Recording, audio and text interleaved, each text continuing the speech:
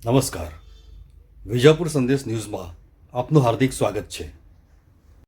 તાજેતરમાં વન્યજીવ સપ્તાહ 2024ની ઉજવણી નિમિત્તે વન વિભાગ તથા ગીર ફાઉન્ડેશન દ્વારા ઇન્દ્રોડા પ્રકૃતિ ઉદ્યાન ગાંધીનગર ખાતે વસંત અને સ્વાતિ નામના નર માદા સિંહની નવીન જોડીને મુલાકાતીઓ માટે પ્રદર્શન માટે વન અને પર્યાવરણ મંત્રી શ્રી મુળુભાઈ બેરાના હસ્તે તેમજ વન પર્યાવરણ રાજ્યમંત્રી શ્રી મુકેશભાઈ પટેલની વિશેષ ઉપસ્થિતિમાં લોકાર્પણ કરવામાં આવ્યું હતું.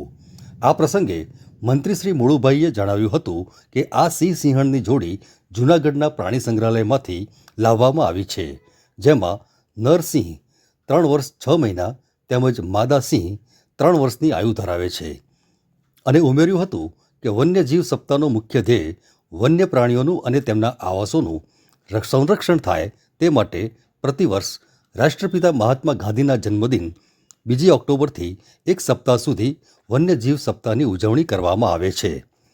વન્યજીવ સંરક્ષણમાં શિક્ષકોની ભૂમિકા અંગે ઇકો ક્લબ શિક્ષકોની તાલીમ કાર્યક્રમમાં મંત્રી શ્રી મુળુભાઈ બેરાએ જણાવ્યું હતું કે આપણા રાષ્ટ્રનું ભવિષ્ય એવા આપણા વિદ્યાર્થીઓમાં વન્યજીવો પ્રત્યે સંવેદના કેળવાય અને સંવર્ધનનું મહત્ત્વ સમજાય તે પ્રકારનું ભણતર, ગણતર અને ઘડતરને અનુરૂપ વિવિધ આયોજનો હાથ ધરવા મંત્રીશ્રીએ શિક્ષકોને અનુરોધ કર્યો હતો.